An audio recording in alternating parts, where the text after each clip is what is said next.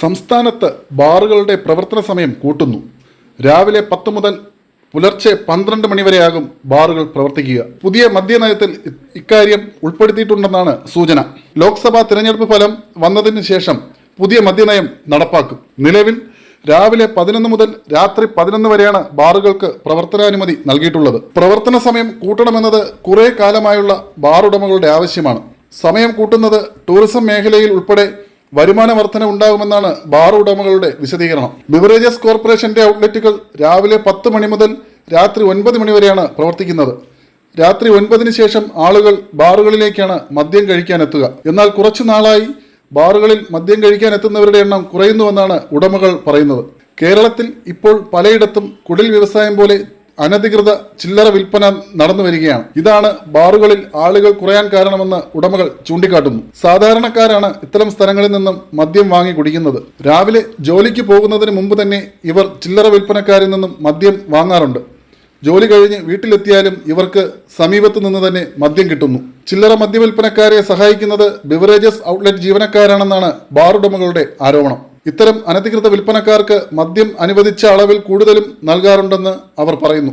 ഒരാളിന് 3 ലിറ്ററിൽ കൂടുതൽ മദ്യം കൈവശം വയ്ക്കാൻ പാടില്ലെന്നാണ് നിയമം.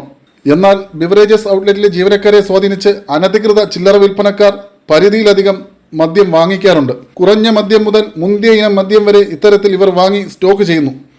ചില ഔട്ട്ലെറ്റുകളിൽ സ്റ്റോക്ക് ഉണ്ടായിരുന്നിട്ടും സാധാരണക്കാർ ക്വാർട്ടർ അളവിലുള്ള മദ്യം ചോദിച്ചാൽ ഇല്ലെന്നാണ് ജീവനക്കാർ പറയാറ്.